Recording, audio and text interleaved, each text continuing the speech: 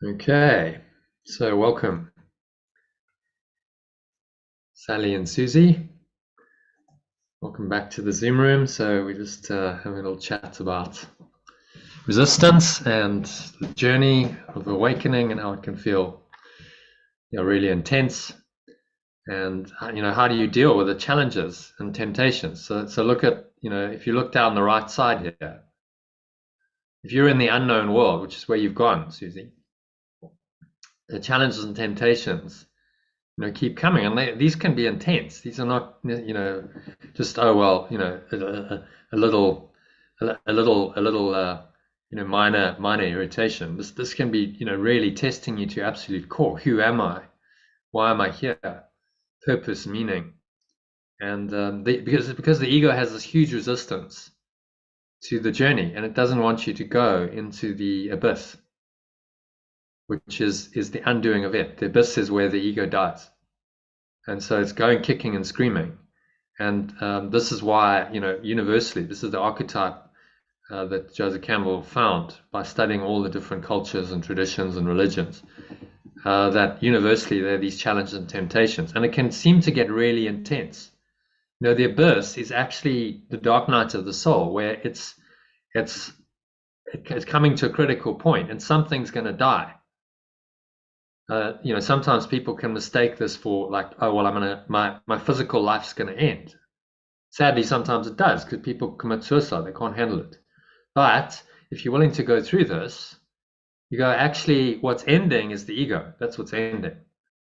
And the ego is not me. There's enough awareness to say the ego isn't me. I will continue without this entity. It's just a belief. My mind doesn't die because the belief goes. In fact, my mind is then free. Transformation means you have to die to the little self in order to be reborn into the true self. So crucifixion, resurrection, this is Yeshua demonstrated it in his life's journey.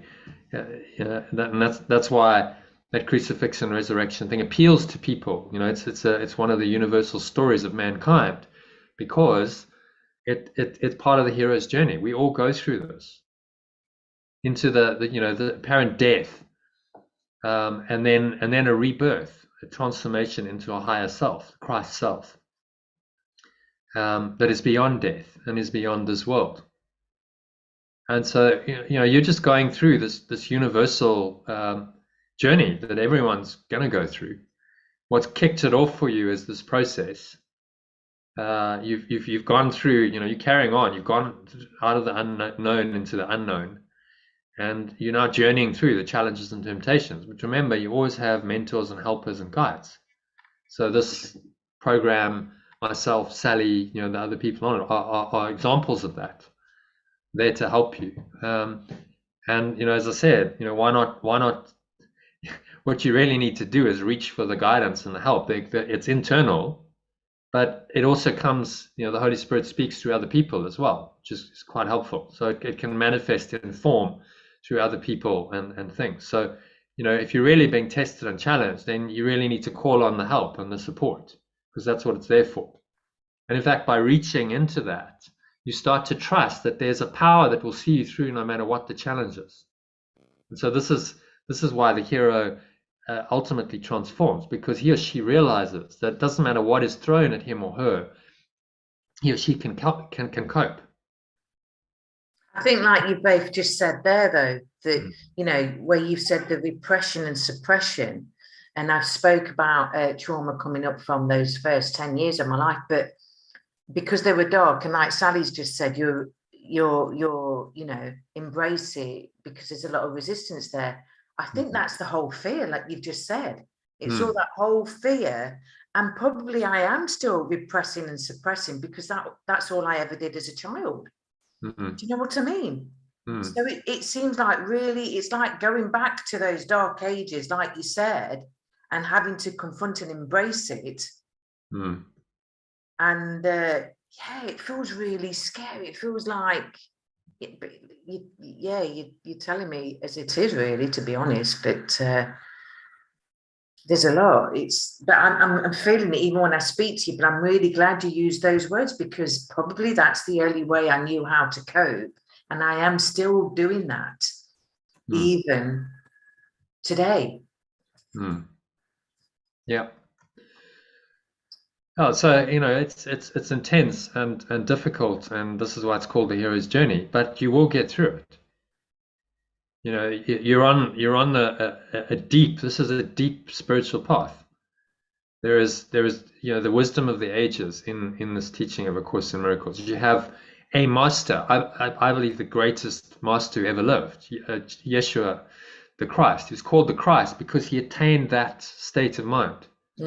Fully identified with the one self, and he collapsed the ego, and he demonstrated that. He took it to the ultimate. He did the whole crucifixion, resurrection drama, played that out for us, so that we have it as his primary teaching, and was his own lesson as well.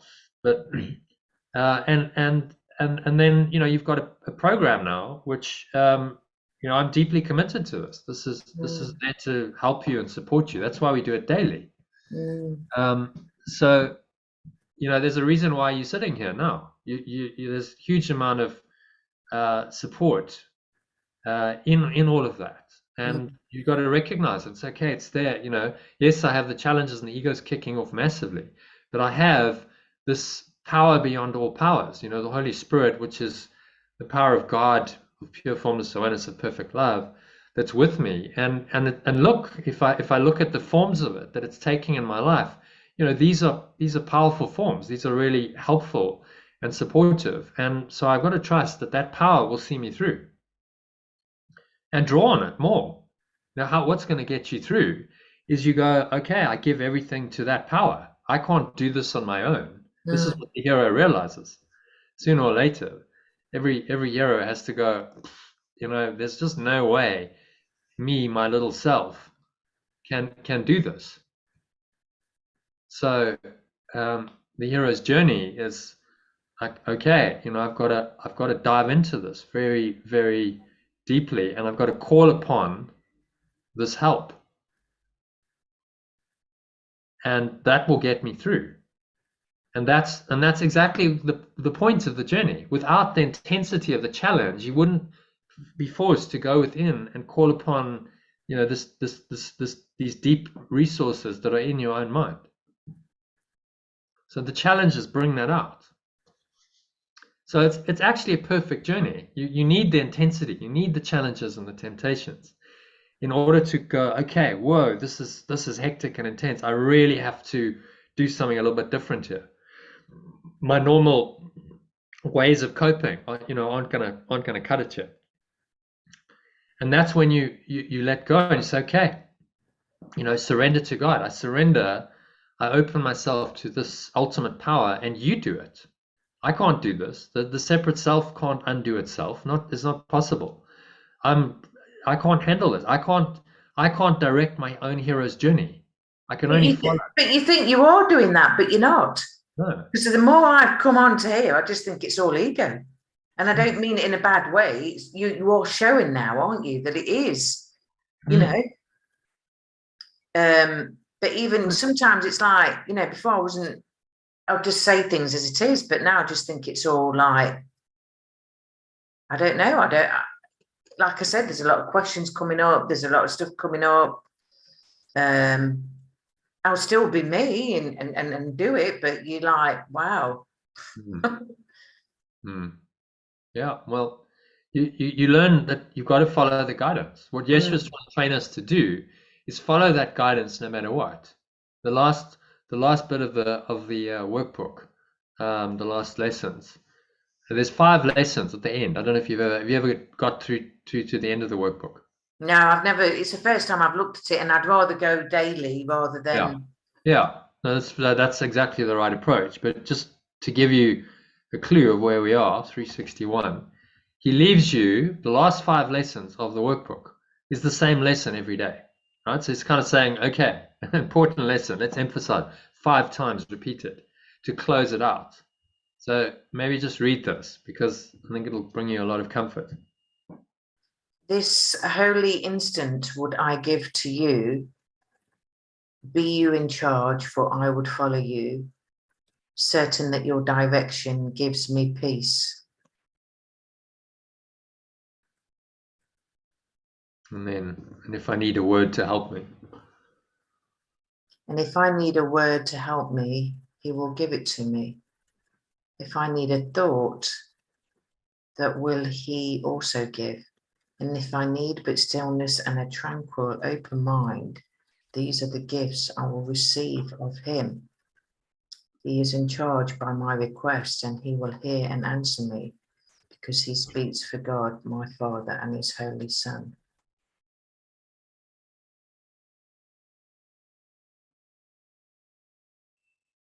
Any thoughts on that? There's definitely, I sense it going in, but I also sense a lot of resistance to it as well. Hmm. And I think the resistance is, you know, that resistance that I feel even now is, it's like a burden on your shoulders, which has been there for a lifetime or even more. You know, I can really feel it. I can sense it. Hmm. But there Which is is good. It means you're sensing the ego. yeah, You start to become aware of this great dark block, he calls it, in your mind, yeah, and you can overcome it. The Holy mm, Spirit is helping you to remove it systematically and progressively through these lessons, through the learning. The end of the workbook, he's leaving you in its charge, and he's saying, "I'm giving it to you, this presence, the Holy Spirit, remembrance of perfect love, and you will direct me. Be you in charge. For I would follow you, certain that your direction gives me peace." And if you need a word, you'll be given words. If you need actions, if you need thoughts, if you need just stillness and a tranquil, open mind, this is what it'll give you. So he's leaving us. The whole workbook, this whole mind training process is preparation for leaving you in the charge of this voice, because you're now connected with it. You tapped into it, and it's going to guide you. So this is post. You want to look at hero's journey. So like, right, you've collapsed all of this. You've got through this, and he leaves you in the hands of God, the hands of the Holy Spirit, as at one with your true self. That's what atonement or one-ment really means. You've now at one with who you really are, the Christ, your true self, and that is now going to guide you. So you return into your life, and you carry on, doing what you're doing in your daily life, in society. But now you're guided. The gift of the goddess is the Spirit, the Holy Spirit, just often equated with the feminine, because it's gentle and it's kind, and it's as opposed to that harsh kind of typically associated with masculine, commanding, directing. You will do this, and if you don't do it, there's consequences, and there's fear and judgment and guilt, and all of that comes in. It's a very gentle, guiding voice, but it's the primary gift. He's giving you one gift. He's saying, there, you have this voice in your mind, and I've just helped you to connect with it, to listen to this presence that's going to guide you flawlessly in your life, whatever the tests and the challenges. You might go through another cycle of this, but once you've gone through one iteration, you're never the same. There is a transformation that's happened, and you do know who you really are. And the ego can't really, in this state, it doesn't have much traction. It might still come in and tempt you, but the heroes at a higher level. It's kind of like, okay, well, that challenge that used to challenge you to the core is now not really that much of a challenge. It's just, oh, well, just let it go. So that's where he leaves you post this. So really, what you want to try and do is just accelerate this. Go, okay, well, let me be open to this process. Don't resist it. Just, well, the resistance is part of it, but as much as you can, just say, okay, I'm willing, I'm open, I surrender, show me, guide me what I need to do. And then, just listen to that guidance, because there's a deeper guidance that's going to guide you through. And the Holy Spirit wants you to get through all of this as quickly as possible. It doesn't want you to suffer. Go through this process and come out the other side. And then you go, oh, wow, that was the most intense thing I've ever done, because it is. And spiritual awakening is the ultimate kind of test. But I'm through it on the other side, and then you return. The reason why you're saying I don't want to teach is because this is internal work. You've got to do this work first. I went through a period when I was going through, I didn't teach. really. I was running like a once a week meditation. That was it. I was just like, there's no way. I'm not in a position to be able to teach. I'm just dealing with my own stuff, and it's about as much as I can deal with. And I don't trust myself to teach at this point. I'm all over the place. And I really felt that, so I could kind of handle a once a week meditation. But even that was pushing it. I was like, I'm not sure. I might not just lose it in the middle of the meditation. But it was a process. It was like, okay, well, just go through it. Just carry on. One day at a time, one step at a time. Carry on with the lessons. I kept doing the course, and I suppose kind of post that, towards the end of it, I came to the realization, okay, it's time now to come back, and this course, it was a calling to develop it, primarily for myself.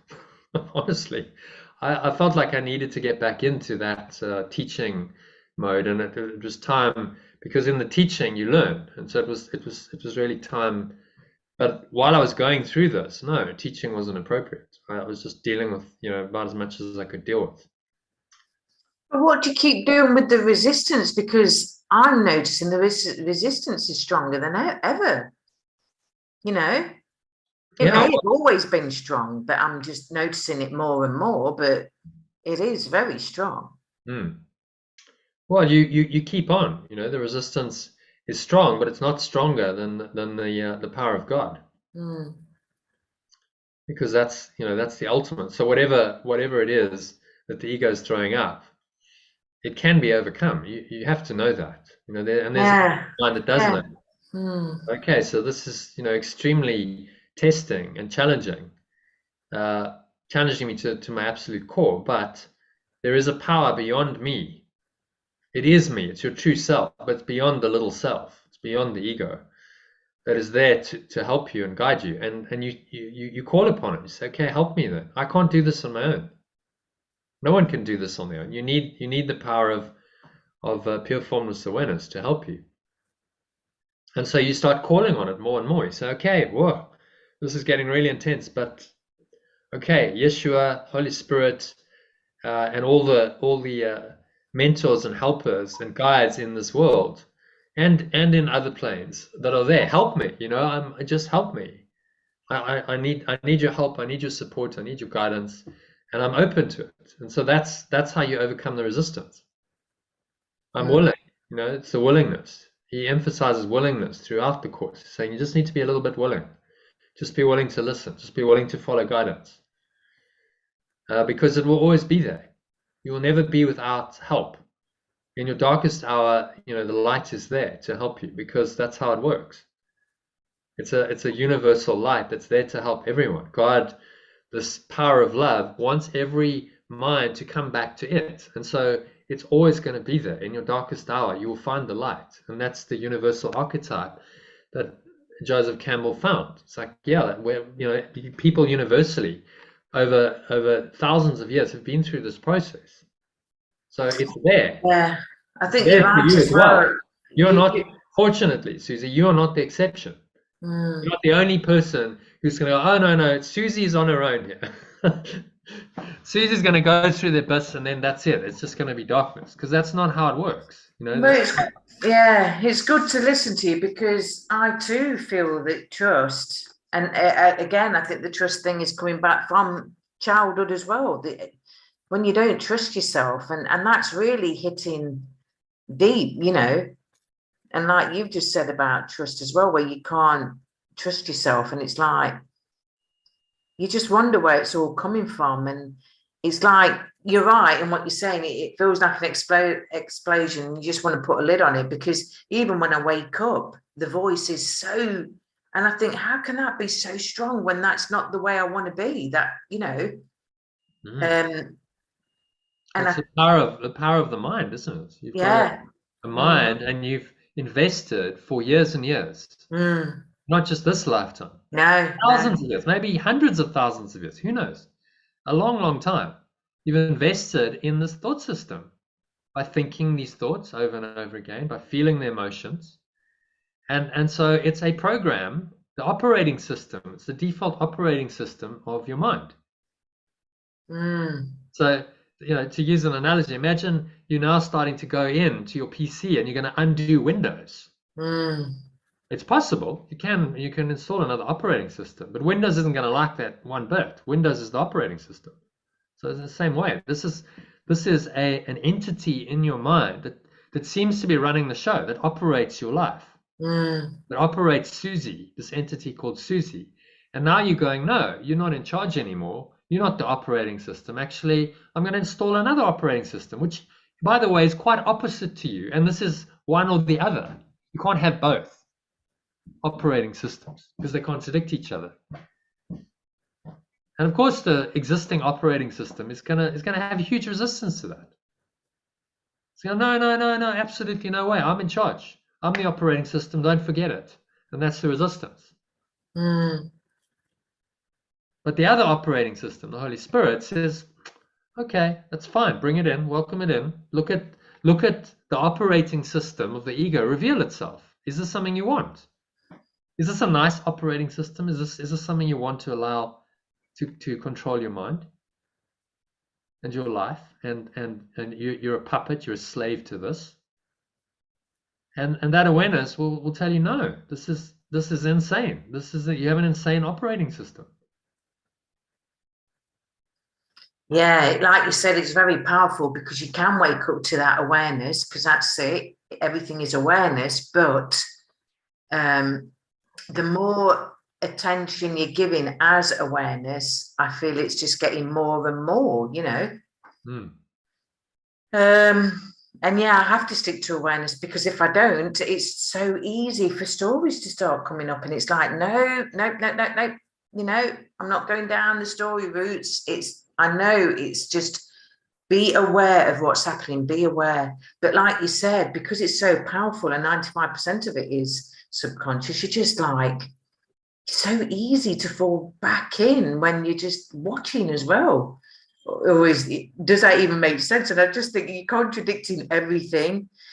This discernment about things, of how you're understanding something, it's throwing it all out of sync. It's really gobbledygooch. It's well, what will happen on this journey is you will have vacillations going, and it's like the ego's resistance can get very strong, and then it tries to take you down the rabbit hole into that, and then your Holy Spirit comes in and says, no, this isn't the way. Your pure formless awareness, remember, let this go. And then the ego counters that and says, no, forget that. And it can get really intense. There is that battle, because all of a sudden I think, I'll write it out, I'll journal it out, I'll do whatever. And it's like, no, just leave it be. I'll write it out. You're not listening, and you write it out a bit more, and you're thinking, oh my God, but you're so right. Because you think, you hear that it's just awareness, just be aware of it. And then you're getting your toolkit or everything out, thinking, wow, just write that out. Okay, there must be something really coming up. You're just trying to unpick it, and it's not for unpicking now. It's just like giving it that awareness and knowing it's there, because it's bigger, it's stronger than what you think. All this is coming up, but no, I pander to my pen and paper and think, oh yeah, okay. Well, if you feel like it's helpful to write it out, then do. No, I don't anymore. But if it's not helpful, then let it go. Yeah. That's just another ego defense then. Let it go and just be in the stillness. So today's lesson is really appropriate. Just can you find that stillness no matter what? And all the great teachers, Ramana, particularly, he would say, well, what am I going to teach people? Because they built an ashram for him. He was an enlightened sage in India. And he was just happy doing his thing, meditating, all the time. He's just in his super conscious state of absolute peace and stillness. And then they're going, well, we're going to build an ashram and you need to teach, master. Guru, Guruji, they call him. And he go, what am I going to teach? Nothing to say. The silence says everything. So he didn't say very much. He would just go, who's suffering? Who's thinking? Who's suffering? So pointing directly to the self, the false self. And then beyond that, he'd say, well, just contemplate that and then sit in silence with me. And because he had such, deep connection to source, people would sit with him and they'd go like, oh my God, that's just so amazing. I've never felt this amazing peace before. because But you're the right, you frequency do. holds. I don't even know what I want to do anymore. You just question yourself about everything. What coach, what kind of coaching, and it's like, I, I really do question where I've been and where I'm going, because like you said, who am I and what am I going to teach? Oh my gosh, what can I do? Well, just that'll unfold. That you're here in the journey. Do what's before you in the journey right now. What's unfolding moment by moment, and that's all you can do. So you become very present. Okay, this is arising now. Let me just deal with this now. Forget the future. There's no future and there's no past. It's what's arising now, and you deal with that, and that takes you forward on your journey. And you will go through this, and then on the other side, oh, okay, well now I do have an idea of what I could do, and it will be changed. It will be transformed. Your coaching practice will transform because you'll go, oh, I have more insight now. I understand on a deeper level, and then it takes a form that then is helpful for you and others. This program would not have come out, would not have existed if I hadn't been through this process myself. I had to go through this in order to birth this. And so, that's what'll happen. It'll be a program of your own, or maybe you go, well, I'll support this program. Who knows? You don't know, but don't worry about that. It'll unfold I mean, when you get there. But now, right now, you're in this phase of the journey, so you don't have to worry about the next phase. Just be willing to go through this, and go. This is the collapse of the ego, and you can do this. And because the resistance is so strong, I can tell you that you are doing it. It's happening. You're going towards that every day, and the ego is kicking and screaming because it doesn't want to go. Which is why it's a challenging journey. It's not easy. I used to get up before, and it used to be you do your stuff in the morning, and you'll know, okay, I'm all right now. But this goes on all day until you're having that reminder or whatever. Sometimes I can do it, when I started it, because I wasn't paying much attention to it, I guess. But the more attention I'm and like you said, it is going deeper. What I'd say to you, Susie, my invitation to you is obviously do your spiritual practice, do what you're currently doing, but maybe step it up. Okay, the tests are getting more intense, so I need to step up the spiritual practice as well. So make sure you do the meditation in the morning. That's a start. Try and do the breath breaks every hour as much as you can. Join the live sessions if you're feeling like really, wow, I'm just really struggling today. Well, at 12:30, so that's kind of midday. You've had a few hours of whatever the turbulation is. Come on a call because it'll change the energy for the rest of the day. And so you step it up and you go, oh, this is what you're here to do. There's nothing else that you're here to do. This process that you're going through is the meaning of your life. This is why you're here. So there's nothing that's more important than this hero's journey and awakening to who you really are. So dedicate more time to it and say, okay, I'm taking it to another level now because I have to get through this. And the guidance and the help and the support is there for you. You're very fortunate. Everyone is. We're all blessed because these helpers and guides and mentors are there for you in this challenging time. So yeah, just let that process, and if it feels right, then join us more often. Be great to it's really Sally's the only regular at the moment on the calls in the days. I think it's great to have 2, 3, 4 people because it creates more energy, and then you get more perspectives and sharing, and so that's the invitation. I wanted to just mention here, because this is the introduction. So we looked at the end. This is the introduction to the text. So maybe read this. I think this will give you it's talking about the journey of awakening here. Well, from the top, this is a course in miracles. It is a required course. Only the time you take it is voluntary. Free will does not mean that you can establish the curriculum. It means only that you can elect what you want to take at a given time. The course does not aim at teaching the meaning of love, for that is beyond what can be taught.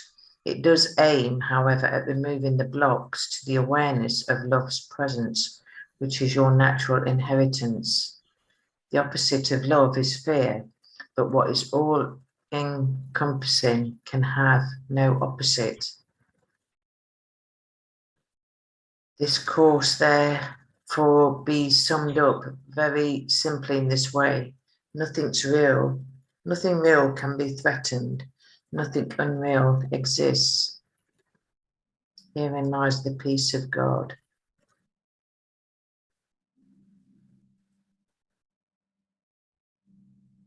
Does it resonate? Yeah, there was something there that the course does not aim at teaching the meaning of love, for that is beyond what can be taught. It does aim, however, at removing the blocks to the awareness. And that's what I'm sensing. And that's when I get up and I get that darkness, the awareness is always there. So yeah, that's profound. And it is natural inheritance. But the more we do on this, the more you're realizing the guilt that you're holding yourself, because this is just, it does sum it up, doesn't it? Yeah, it's they say if you fully understood this introduction, then you wouldn't need the rest of the course. No, but I can see, oh gosh, I just feel absolutely knackered even speaking to you. I feel absolutely exhausted. It does feel as if you're having a battle at night now rather than sleeping. But yeah. So it aims at removing the blocks to the awareness of love. Yeah. Okay, so those blocks is the resistance that you're feeling. Yeah. Okay, but in order to remove them, you must become aware of them first. So this is why. It seemed to be a pretty, because like I said, the more I'm delving into it, the more I feel that resistance, and that resistance, it just feels like that whole burden on top of your shoulders, and you're thinking, where's this coming from when you're consistently doing this? But it's okay, the awareness is there, and I'm also aware that the resistance is there, and I can do that. I know it's there, and I'm going to plow through. But yeah, like you said, it's probably good just talking it out and saying it out as it is. And recognizing that this, he's saying to you, this is the process. The course aims at removing the blocks to the awareness of love's presence. You just want a day off, though, Jono. Sorry. It's a full-time mega alert. It's like I've got 4 lads. Well, the dog's the dog is a male as well. So you're like, wow. I don't mean everybody's in that. It's just wow. Yeah, well, this becomes your life. The hero's journey is not something you do part-time. This is your life. You know, you're in this process, and it's everything. It becomes the whole purpose of your life. He's not asking you for a minor commitment. Oh, well, I'll just dabble a little bit and then go back to my ordinary life. It's like, no, this is well, your like you said, life. You can't take that step back either now, because you've gone into it, and it's like every time I think, I just think, oh, I'll have a bit of a break, but I never have that break, because I know it's really important that I do this, because it's important how I feel and why I've come into this. But yeah. Once you're in the process, I mean, Morpheus says to, if you remember in the Matrix, he says to Neo, at this moment where it's a threshold and Neo has to make the decision, you know, blue pill, red pill. And he says, but remember, all I'm offering is the truth, nothing more. It's a little warning saying, I remember when it gets tough, remember what I said, because you can't then turn around and say, oh, well, you made all kinds of false promises and you led me down the garden path. You know, remember that all I'm offering you is the truth, and the truth is not comfortable. It's not necessarily something that's easy to deal with, you know, but it is the truth. And you know, only the truth will work. So and we have once to you're in remember, this, once you've gone into the unknown, it's like, okay, I've got to deal with this. You know, I can't go back. He even says to Neo, you know, he says, if you remember, after he's awoken and he's sitting there and he's saying, well, you know, why did you do this? And then Neo says, well, I can't go back, can I? And he says, no, you can't. But if you could, would you really want to? Would you really want to reverse the whole process and go back to Susie, version 1? It's kind of stuck in the known world. I mean, would you want to do that? Oh, there's so many. But you see, I'm used to working part-time, Jono, not full-time. And the movie is 90 minutes. You've got the end result, and it's like, whoa. Yeah. Yeah. It's a 2-hour story, but in life we've got a journey through it. Your life is your movie, your own hero's journey playing out. And that's not something you go, oh, okay, well, I'm just gonna, rest from that. The journey is the journey. You're in it, whether you like it or not. You got to play it out. You can meditate. Meditation is a great, you can drop into deep states where you kind of transcend the story, and that can be very restful. But then the meditation is then part of the journey. You're doing that as a spiritual practice to help you to transcend the limits of the story and accelerate your journey to the at-one-ment. But there's no, this is an intense process. There's no getting around it. This is your whole life, and you can't suddenly go, okay, well, just stop that and just get off the bus and let's just go back to how we were, because you know too much. Jono, you need a rehab centre then, don't you? Really, you do. You need a rehab, because people are going to flock at this stage and just think, oh, I mean, you have it for alcohol and drugs and whatever, but you obviously need something for this, because it does feel like that. But then again, you're talking about a slow death for the ego, and you've relied on it for so long. And I think that's where the contradiction and everything is, isn't it? It just feels like a mishmash. It feels like a traffic jam in my head at the minute, because it's you don't know what direction you're just being. Well, it's certainly an idea. If I had lots of financial resources, which may or may not come in the future, why not have centers? If you had centers around the world, you said, okay, if you're going through this, you can book yourself in for a month or two, and you can immerse yourself in this practice. So we have the daily online calls, and there's guided meditations, and the whole thing it's a facilitated deep dive, like a retreat, but you can do it every day and you book yourself. I think people would appreciate a rehab for this, because now, but I this stage, and you're talking exactly of the challenges and temptations, and that's where people, this is when they're either just, is it my internet's not good, or it's just saying internet's not good? And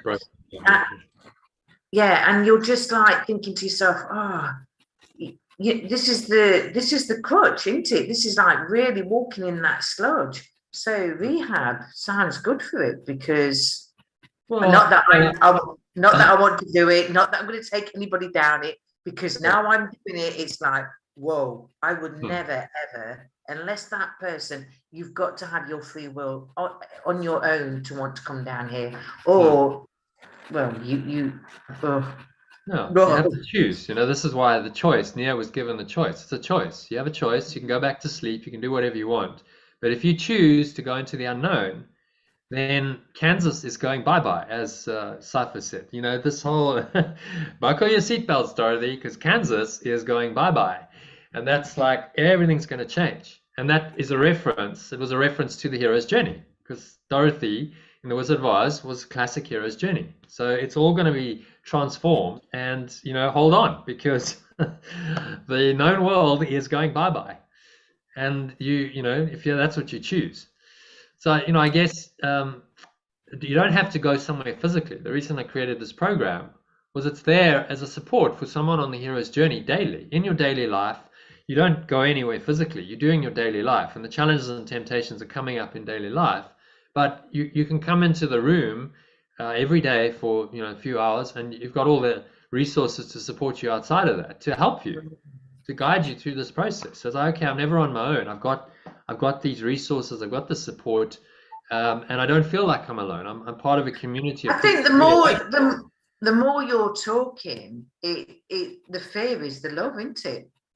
because that's what you're being brought to. Because this, say, for instance, all my life, I've repressed and suppressed and done work that I believed that was supporting me at the time. This resistance, it all needs to be embraced by the love, and yet I won't let the love go anywhere near it, feeling it's a bad thing, you know. And that's what's happening here, because that suppression, that repression, that resistance, it's all the same. And all I have to do is allow the love, and yet there's no way I want to sit and allow love's presence with it, because it feels like, it just feels wrong. It just feels, but that's everything that I've known, and knowing this now, it just feels that contradiction of a traffic jam, and it's just ready to, but it doesn't have to be like that. It doesn't have to be like that. And like you said, this presence is love. The awareness is that loving awareness. Wow, that's interesting on its own, because I think the more you're talking, the more I'm realizing these habits I've had since a child to keep me safe then are no good now. They need to be embraced by the love. But I'm just shitting myself, Jono. I'm just literally shitting it's true. I'm literally shitting myself. The resistance is getting higher, letting me know, you know. Yeah. Well, it's all good, Susie. It's all, you know, the hero's journey, and you know what Yeshua is saying here. What he's saying is there's a process here. You know, Joseph Campbell, Yeshua, these teachers, there's a process, and everyone's got to go through it. And so you're going through your process, and that's not unusual. Everyone's got to go through it, and you know, it might feel very, very intense, and your world's coming to an end. But I assure you, it's not. It's actually, this is what transformation is about. But you see, if I think I'm already giving it that awareness, sitting still, but I'm not actually doing that, because I'm actually fearing that. And that's what's building up the resistance. Because we can sit still and say we're doing these modalities, but you're not really, are you, if you're feeling that intense and still shitting yourself because the love's going to take you, and what's going to happen? You're a little kid thinking you didn't deserve love. You weren't worthy of love. Now, all of a sudden, that love wants to attack you, and I'm just running the other way to the ego saying, help, help. Oh, and the ego is going, yeah, well, that ain't real love, is it? Yeah. That's it's like a comedy. You're like now watching a comedy. It's either a drama or a comedy. And the choice is yours again. But I'm just being honest with you, Jonathan. You know, listening, and you've said those two words that are vital for me to understand that, yes, I've suppressed and repressed how I felt all my life as a child. I'm using them as a coping mechanism today. It's not working now. Sit still, Susie. Let the love just be. And it's like, whoa. Yeah. So it's a change in your pattern. You know, the known world is suppress and repress, and just put all that stuff down there and kind of get on with it and distract yourself and do whatever. You know, the ego's got its coping mechanisms, and now you're going, that's not really going to work anymore in this new unknown world. You know, that those old strategies don't work anymore. So you know, I have to find another way of living, and with, you know, the guidance of the Holy Spirit, you are finding another way of living, and it's intense, because it's like that old way is now crumbling. It feels like, oh, you're losing something, but you're only losing the known world of the ego, and that self concept that doesn't really work for you. It's not supporting you anymore. It never really did, in truth. But you can't do that. You can't find your true self and hold on to that false self. It's not possible. You have to be willing to let it all go. Yeah, that makes sense. Yeah. So just carry on. You know, this is a marathon. It's an ultra marathon, and it requires discipline, determination, courage, persistence. You know, all those good qualities daily. Okay, you just step it up, and you know, every day you're on your hero's journey. And you wake up in the morning, you go, here we go again. Okay, another day. There are going to be tests, there's been challenges. Each day is like a miniature version of this. Challenges and temptations. And then, you know, can I let it go? You know, every time I let go, I've been through a mini version of this. I've let go of something and I've come out the other side and I've forgiven it. So each forgiveness opportunity or lesson is a miniature version of the hero's journey. And if you keep doing that over and over and over again, day by day by day, you're doing this journey, and you will come out the other side So as a that's transformed. yeah. When you look at the hero's journey, and I have my book, I've had to pick it up because I know when I was in 2018, I released a book, You Are Enough. And that was obviously a message from, that was the signal from the universe, you are enough, just be you. And I feel somewhere along there, something got the better of me, ego, and you're not enough. You're not. And I, instead of using that as a catapult to take me where I needed to be, I've actually allowed it to drag me down to thinking, well, you know, I had to see therapists to tell me I've got post-traumatic stress because I didn't know I'd got it at the time. Also saying that you've done a book, You Are Enough, yet you don't believe you are enough. So it's all came crashing down on me thinking, well, who am I coaching others thinking you're this? It's like I've fed the world a lie. So that was in like 2018. So all of a sudden it was like, so little things now, instead of thinking I'm up there, I'm going to make an impact in the world, I've slowly pieced myself right down into this kind of, oh my gosh, it's like, wow, you know. Well, because you didn't fully believe it. I mean, that message is true. You are enough. Yeah. It's not a lie. Yeah. The problem is if you don't fully believe it, then you feel like inauthentic. But then you're not listening to it. You're not listening now because, oh, you're not listening now, are you? And it's like, it is that whole, like you said at the beginning, the whole mental, you know, stuff that comes up that really does make you feel as if you're going insane. But you're actually letting go of your insanity. Insanity is revealing itself as what it is, and you have to then experience some of that. It's inevitable as it comes up, and you go, oh my God, you know, this is just crazy land. What's going on? You know, am I going mad? But what's happening is that mad, insane entity of the ego is arising, and you're seeing it. But there's an awareness of it. It's not that. If you can look at it and go, oh my God, you know, that's just crazy. Well, what's the awareness that's able to do that? You know, that's your true awareness. So that's your salvation from all of it. You can hold to this true awareness, which is always peaceful, always calm, always loving, and just go, okay, let it all come in. You know, welcome it in, let it blow through, and let it go. And you're not going to die, just this crazy entity made up of all these crazy thoughts and emotions. That's what's going to go. But do I really want that? Is that something I want to hold on to? Insanity? Or am I willing to just, you know, let it go and be free? This is the choice. So, yes, you're saying to us, look, you can't fudge this. You must make that choice consciously, willingly. Yes, I choose to let it go. You can't hold on to insanity and be sane at the same time. So you're coming to the crux. You know, it's the point of choice. Okay, I must choose. I can't reconcile these two voices in my head. I can't make both of them work. I must choose between them. And the choice gets revealed as the ego shows itself. You go, oh my God, that's just totally bonkers. That's a shambles. It's chaos. It's you know, that's not a thought system I can possibly consciously choose when it's that insane and it's that harmful and destructive. So no, that clearly is not really an option. So then there's only one option that remains. You know, the voice for peace, for love, for joy. It's always there. Okay, well, that makes sense. That's, you know, there's no other option really. And so eventually you collapse choice. You go, there's no choice.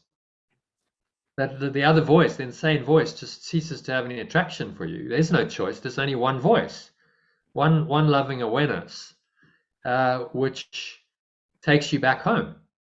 I will be still and go home is today's lesson.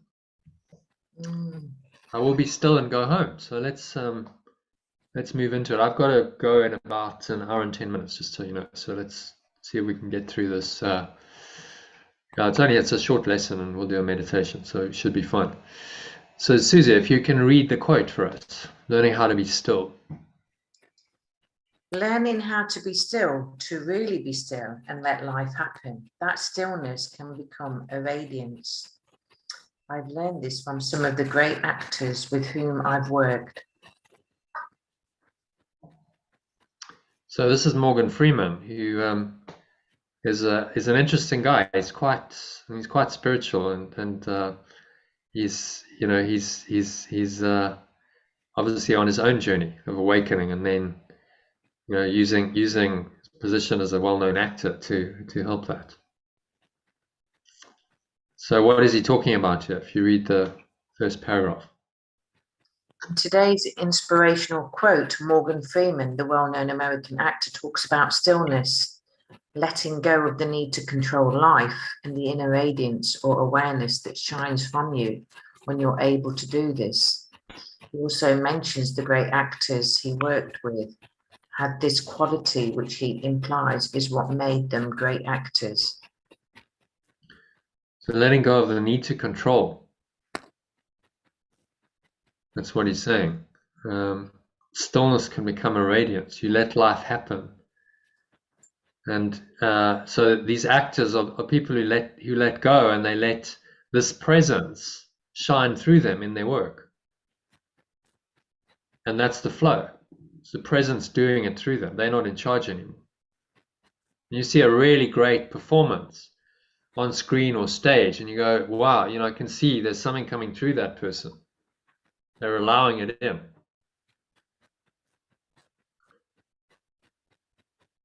And Sally, if you want to read the next little bit.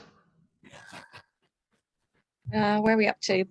But as another famous actor. But as another famous actor and playwright said it in one of his great plays over 4 centuries ago, all the world's a stage, all the men and women merely players. They have their exits and their entrances. And one man in his time plays many parts, his acts being 7 ages. By William Shakespeare. And then he goes into what those stages are, which is quite interesting. He says there's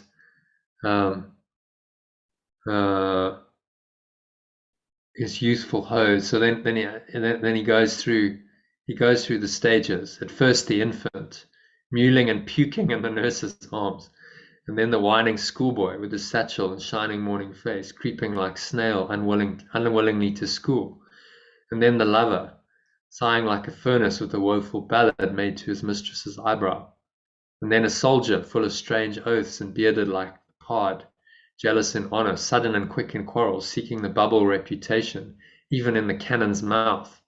And so what he's highlighting is all the phases of the ego, isn't it? These are the phases of life. And then the justice. So once you've done the soldier, the man trying to make his name in the world, then the justice in fair round belly with good cap on line, with eyes severe and beard of formal cut, full of wise saws and modern instances. And so he plays his part. The 6th age shifts into the lean and slippered pantaloon with spectacles on nose and pouch on side, his youthful hose well saved, a world too wide, for his shrunk, shank, and his big manly voice turning again towards childish treble, pipes and whistles in his sound, last scene of all that ends this strange eventful history, his second childishness and mere oblivion, sans teeth, sans eyes, sans taste, sans everything. Wow. So these are the stages of life, and he's naming them, and he's saying, well, is this actually true, or is this just an act? This is just a stage for all of us, and these are the 7 ages of life, which are all egoic, and eventually it leads to death. The body decays. You without eyes and ears and all of that stuff has now faded once you in your final years, and that's life. So he knew a thing or two about what's really going on in this world. Many people think he was fully enlightened, but he certainly was. He was awakening, that's for sure. You don't write that kind of stuff unless there's a higher awareness coming in. So we have the we have these entrances, births, and we have exits, deaths, and we have these roles in our lives, 7 stages: infancy, childhood, teenage years, early adulthood, mature adulthood, old age, and a second childhood, where both the body and the mind disintegrate before their final exit of death. So it's quite an unflattering description of what seems to happen in the average human life under the control of the ego, isn't it? But Morgan Freeman is giving us, all the spiritual teachers give a more positive possibility of what we can choose to do with our lives within this, very seemingly depressing march to eventual death. Be still and let life happen through us, rather than trying to manipulate and control our way through it, and believe we're the character. How can we be the character if the character's changing all the time? That's not permanent. There's nothing permanent. It's changing, as we move through the phases of our life. And if we identify with that phase, then we struggle, because we move on, and it's like, oh, we're no longer in that phase. Things have changed. We're no longer the adult, who's capable and confident and trying to make his way in the world. Age then comes away. Okay, well, now we move out of that phase into a retired phase, a quieter phase. But if we attach to the process, to the character, then we're going to struggle. And our life becomes like an afternoon soapy. We're milking it for all of its melodramatic potential as we just blunder from one scene to the next. That's the ego script. The Holy Spirit says, okay, you can live this out, play this out, but do it differently. Do it with the guidance of this quiet, still, calm, quiet voice that's going to guide you through all these stages, and not get attached to them and go, but actually the presence, the true awareness that is you, is always there, guiding you through every stage. So you don't identify yourself with the character. You are the awareness which is aware of it all unfolding. And that awareness can guide you flawlessly in this life to have experiences that are happy, that are joyful, that awaken you, that help others. And that's a life well lived, rather than believing that this crazy farce is real and trying to manipulate and control your way through it, which is what the ego is trying to do. So, Susie, if you can read, if we so choose, this inner stillness. If we so choose, this inner stillness that comes from our source can shine through us with a radiance that is noticeable and touches others with this grace. This gives us the same quality as the great actors have, the quality that defines them as great: stillness, the one thing that doesn't change in this world. In all the life stages we go through, the characters we play and the dramas we act out. Okay, any thoughts on that? It's good, isn't it? Mm. And it's the truth. Mm. It has to be the truth, because if this were the truth, if the 7 stages and all of this was true, it's a disaster. That's it. That's the whole thing. That's all there is. We go through these 7 stages, and then eventually everything decays and dies, and that's the whole story.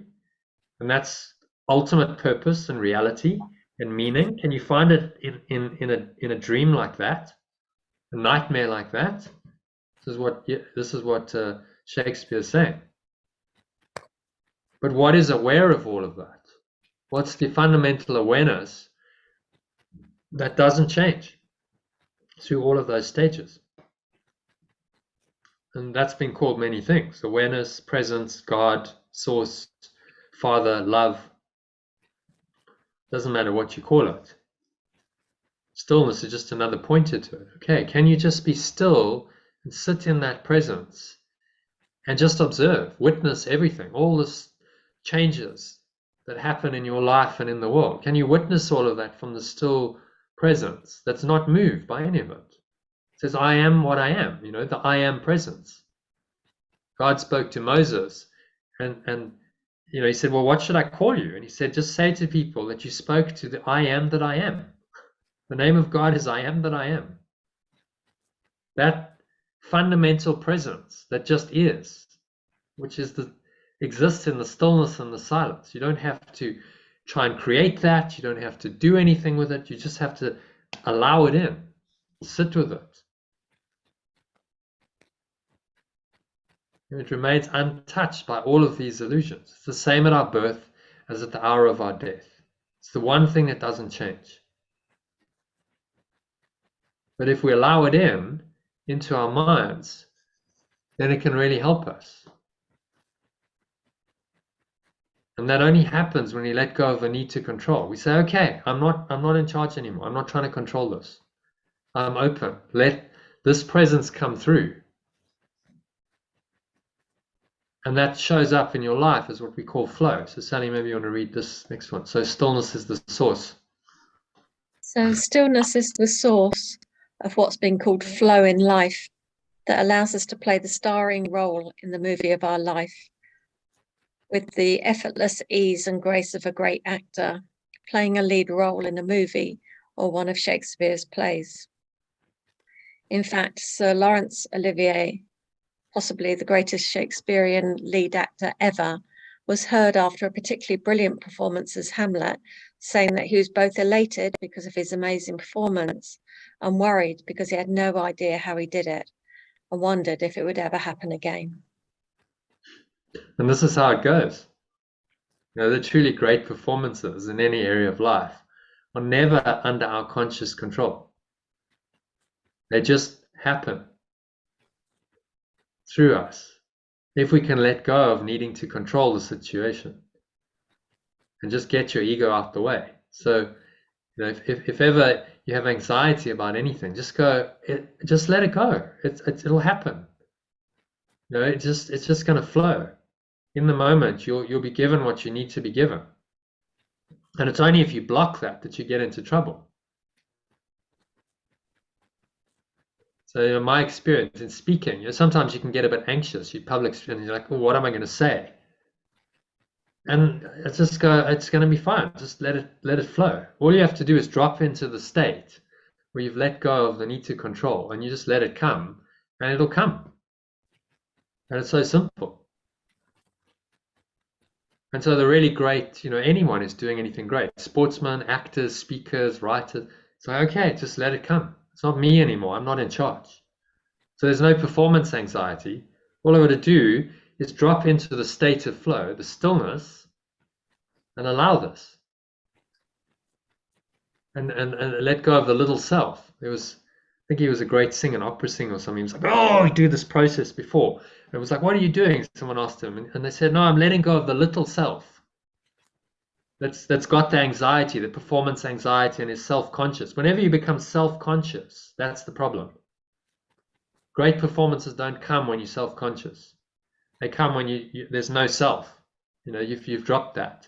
And it's this presence just coming through and expressing through you, and there's no self-consciousness. And people observe that and they go, wow, that's a great performance, because you are in the true self. You're in the presence of this infinite self, infinite love that's streaming through you, and it's doing it, and there's no limit to it. And so we feel expanded whenever we connect with someone who's in that presence and is expressing. We feel expanded ourselves, and that's why it becomes great. But nothing in the little self can be great. It's not possible, because it's the self-consciousness of, what are people going to think of me? And it if you see a performance, or you see someone who's in that state of mind, there's something in it that is demeaning, that's little, and you go, I don't know, maybe I couldn't quite put my finger on it, but it doesn't transport me out of my little self. It's limited, and it's constrained, and it's contained. I remember I had a friend who did public speaking, and he did it as a performance. It was like a scripted, every time was the same words. I listened to him a couple of times. It was the same speech. It was a performance, and it was very well rehearsed. It was very slick, and he had the timing, but something was missing, Because it's like, where's the authentic self coming through? Where's the flow? And it just missed something. Because it was all so controlled, he wasn't allowing that deeper presence to come through. And just speak and go, okay, well, forget the script, forget the lines. Let me just speak from the heart and and see what happens. So that's, that flow is what makes anything into a great, so-called great performance or great accomplishment. It's when you let go and you allow the presence to do it. And then universally, people who do that, they go, it wasn't really me. I can't actually, there's no sense of ego. Lawrence Oliver probably gone, yeah, I don't really know how I did that. So how can I take credit for it? It just happened through me. So there's a sense of a humility. There's not a big grandiose separate self there that's trying to do it. It's just like, I didn't really do it. It just happened through me. I'm just a vehicle here. I just step out the way and I let it do me.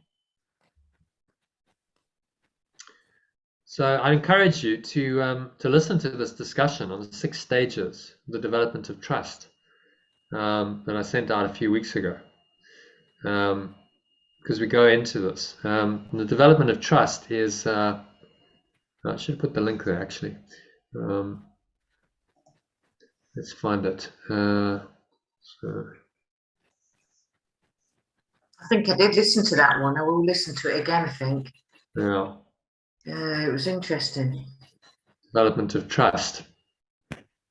So this might be quite helpful, Susie. Maybe just read the first 3, because you're somewhere in here. Maybe you can recognize that.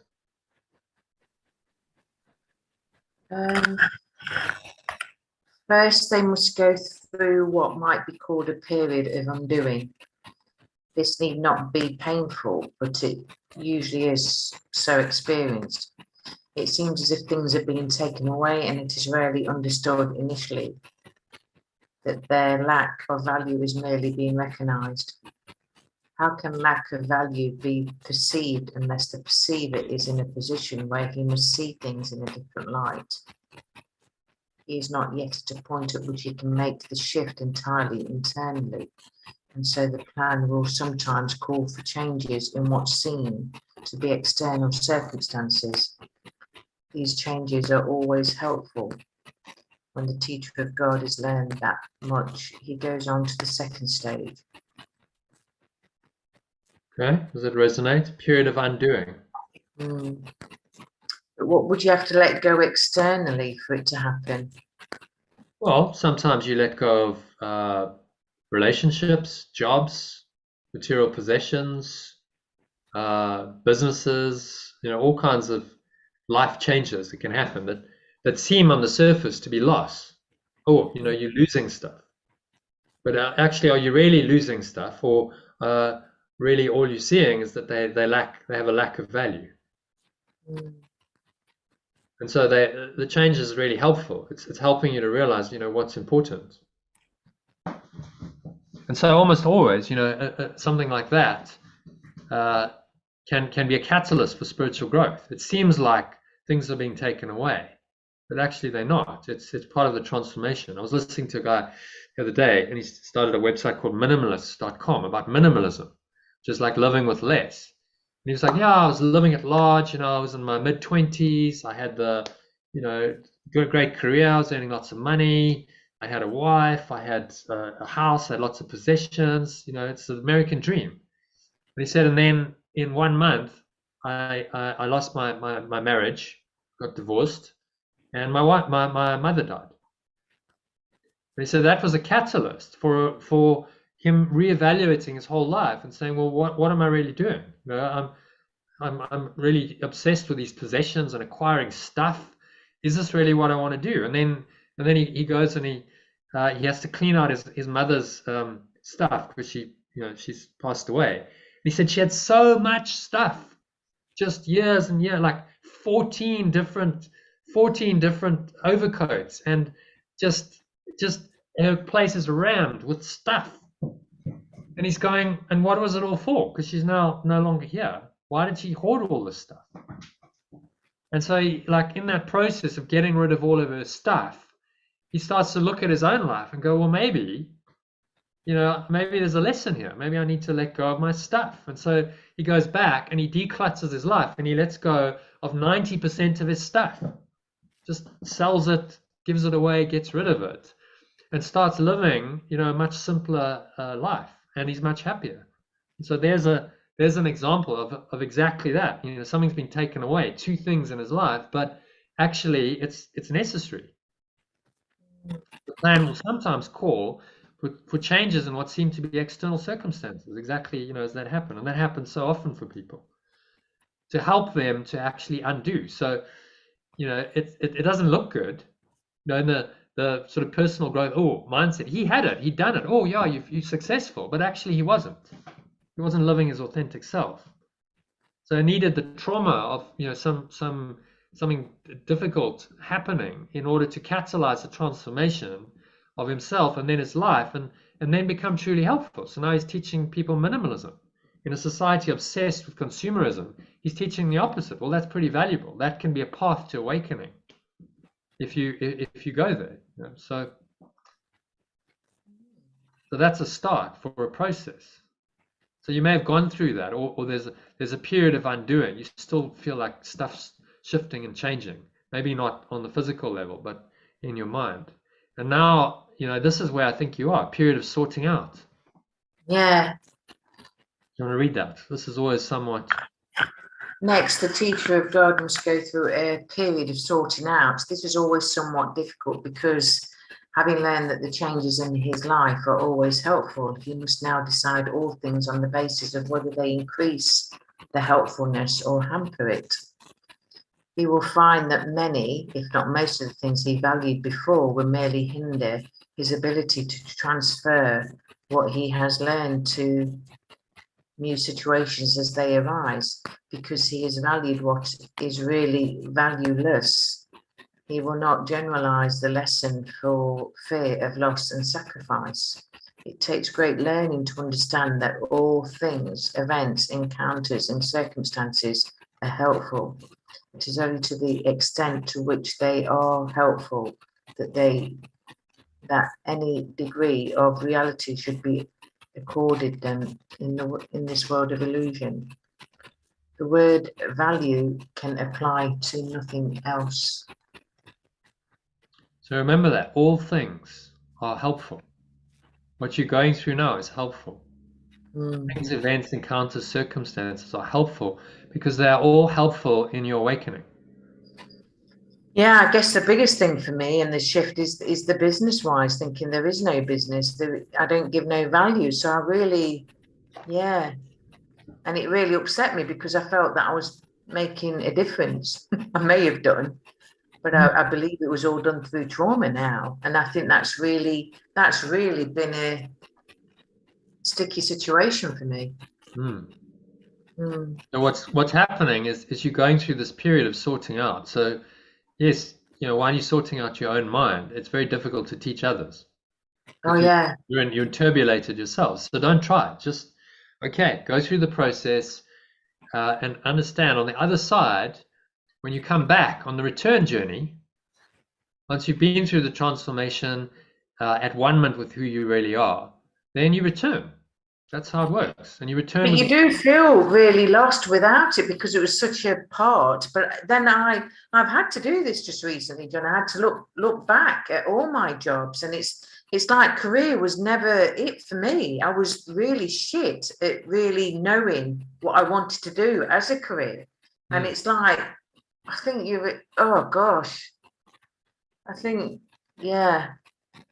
and all I wanted to do was help people. But I think I've been looking at your prayer as well that you put in your email every day. And that's quite helpful as well, because it's true. That's what we're doing, being helpful. So, careers often, the formal kind of mindset, okay, so what you're going to do, and you plan it all out. I remember sitting with my headmaster in my final year of school, and he took about 5-10 minutes, and he went, okay, so here we go, and then he went, right, so this is it, you're going to do it's called a BCom, Bachelor of Commerce, BCom, and then an LLB. Ecom LLB, and he writes it down and puts it in a little box, says, there we go, off you go. And I came away from it, I was like, really? Is that really how it works? They just told me like that's what my life's destiny is in 5 minutes? No. It just didn't resonate at all. It was like, no, someone can't tell you in 5 or 10 minutes in his little boxed way what you should be doing with your life. There's a deeper core. You know, the hero's core was in me already. It's like, no, that's like, is that really what it's about? So I was open at that age, and I did do a degree. I didn't do that one, something similar. But then I let it go. I was like, okay, no, I'm not going into that corporate box. It just doesn't resonate with me. You know, freedom calls me. That I couldn't see myself in this bondage of the corporate life and world. Something else was calling me, and so we don't. You know, if you're an outlier in society, you don't. You're on the hero's journey. You don't fit the mold. You don't fit in that box. So, do you have a defined career? I mean, a few years ago, I was looking around at jobs in the UK, and it was like everyone said, "Well, you have what's called transferable skills." You don't have a career as such. There's no like, okay, so Jono does this, and you know he's done this, and it's like because that's not how I've lived my life. I've got, I've got many different skills. I've done many, different things and interesting things, but it doesn't fit the box of like, oh, okay, so this is his career path, and he's done this and he's done this, and so now he's got 10 years, working for this company in this field. It just doesn't fit the mold. So we don't fit, but that's good because the whole point is you're supposed to go out of the known world and journey into this unknown and come back with the gifts. And say, look, guys, here in the known world, wake up. There's something else. You're missing it. And that's the role. And you're one of those too.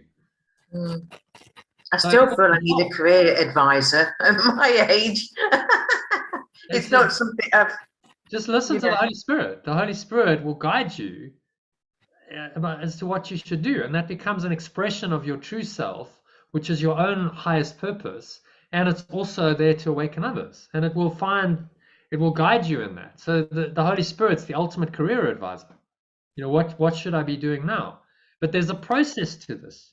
You have to go through this, because if you're deciding from a false self, and that false self is guiding you, then it's going to be a false choice, isn't it? It's not going to be the choice you really want. It's not going to feel right. So the primary thing is, who are you? Know thyself. Who are you really? Who's making the decisions? Who's calling the shots? Who's guiding you? Who's in the driver's seat? Because if you don't know that, you're going to make false choices consistently. And those choices are going to lead you down the wrong way. So primary, know thyself. Primary, first priority, know yourself. Who are you really? And that if that's a journey you've got to go through, and you've got to invest time and energy in that, there's no greater investment.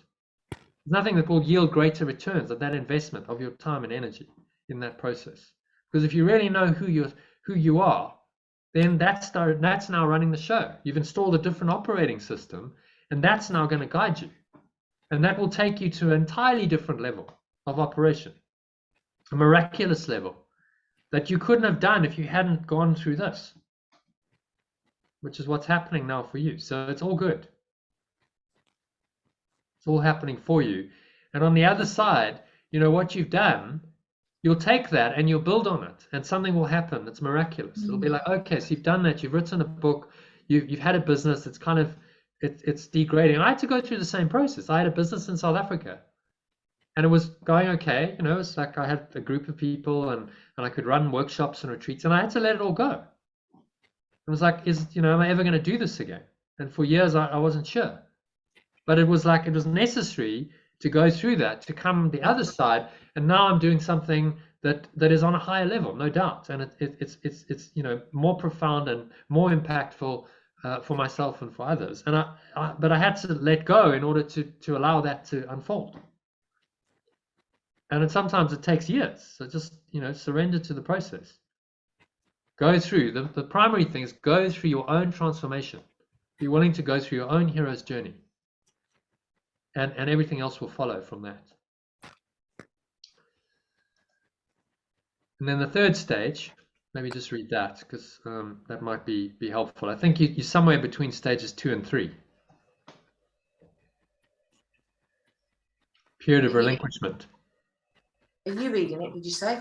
No, you read it. All right, okay. The third stage through which the teacher of God must go can be called a period of relinquishment.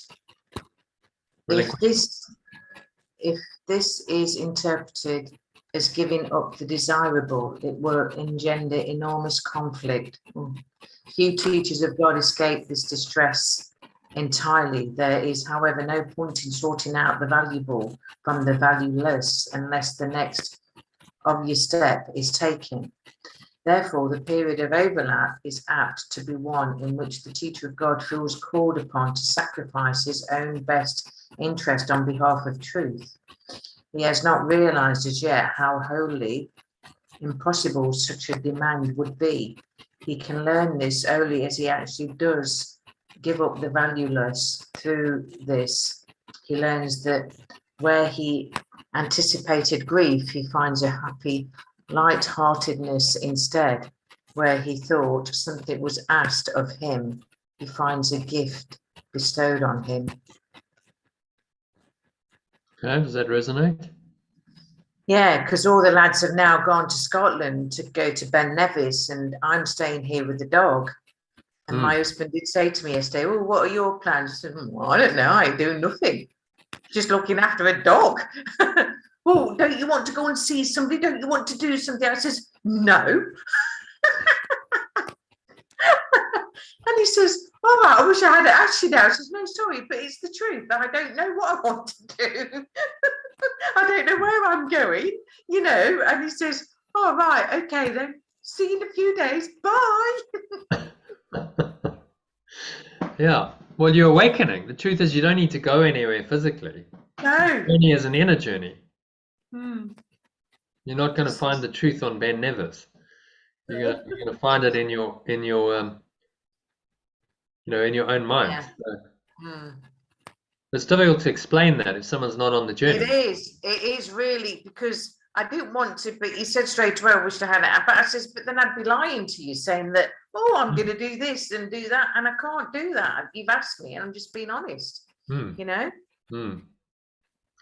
Yeah, well, that's all you can do, and if other people don't, they don't understand and they don't like it, that's just how it is sometimes. They don't. If someone's not on the hero's journey, they don't really understand this. They go, "What are you doing?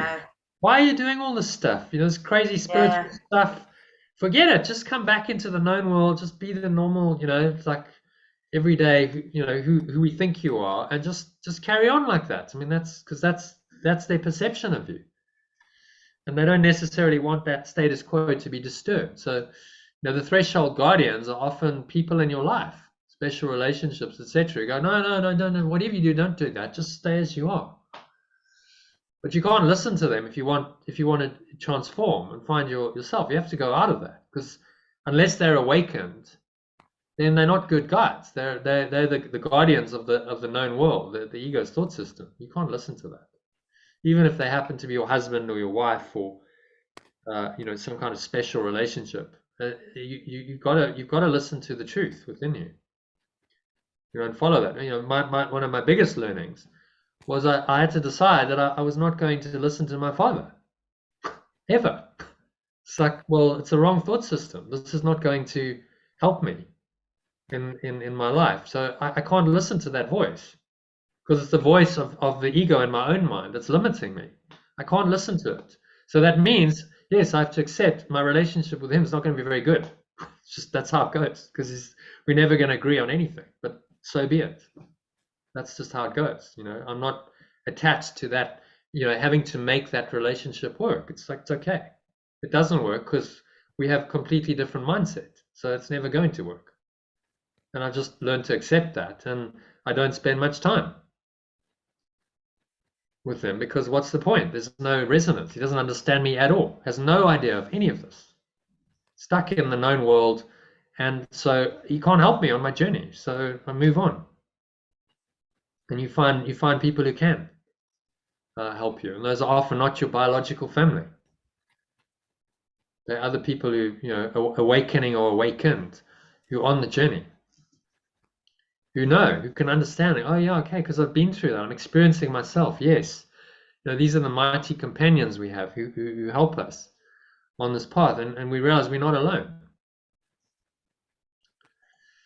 So one more, read the settling down, because this will give you some hope. Now comes a period of settling down. So there's 3 quite intense phases. The first 3 phases, none of which could be called, easy. And then finally, stage 4, you have a period of settling down. I did tell you I like working part-time, didn't I, Johnny? Right, now comes a period of settling down. Whew. This is a quiet time in which the teacher of God rests a while in reasonable peace. Now he consolidates his learning. Now he begins to see the transfer value of what he has learned. Its potential is literally staggering, and the teacher of God is now at the point in his progress at which he sees in it his whole way out. Give up what you do not want and keep what you do. How simple is the obvious, and how easy to do. The teacher of God needs this period of respite. He has not yet come as far as he thinks, yet when he is ready to go on, he goes with mighty companions beside him. Now he rests a while and gathers them before going on. He will not go on from here alone. So there we go, the mighty companions. That's where it comes from. And so that's the next stage for you. Once you get through all of this, there will be a quiet time where you consolidate the learning. You'll have gone through this abyss, and there's a transformation, and you'll be like, okay, wow, its potential is literally staggering. Wow, I'm really, my eyes are open, and the potential now is enormous. Without this ego resistance, is there anything I can't do? The power of God in me. So that's what's coming. So it does get better. I didn't want to leave you in the difficulty, saying it does get better, and then it gets worse again. Then the next stage is a period of unsettling, which the teacher of God's like a final undoing. And then finally the period of achievement, which is enlightenment, where you're just at peace all the time. So do you want to read the next 2 stages? We may as well finish it, and then we'll go into the lesson. The next stage is indeed a period of unsettling.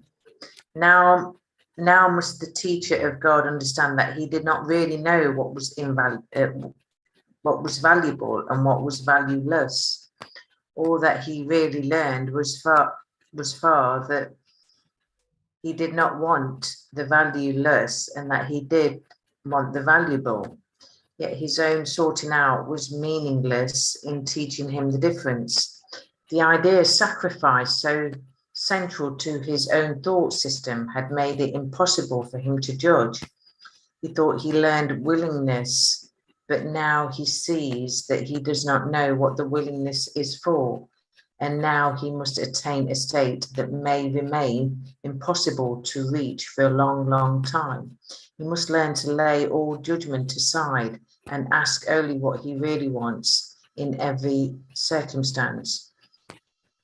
We're not each step in this direction so heavily reinforced, it would be hard indeed.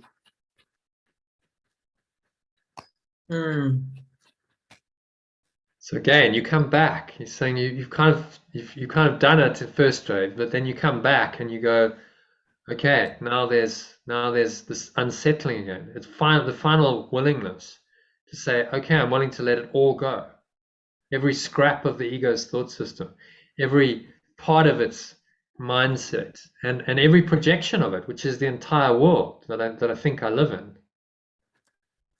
And he says this may be, impossible for a long, long time. You must learn to lay all of judgment aside and ask only what you really want in every circumstance, which is peace. You want peace, you want truth in every circumstance. But were not each step in this direction so heavily reinforced? Because you have the mighty companions with you, and that's not just in the physical. You have guidance in the intangible domain. The Holy Spirit is helping you on this journey.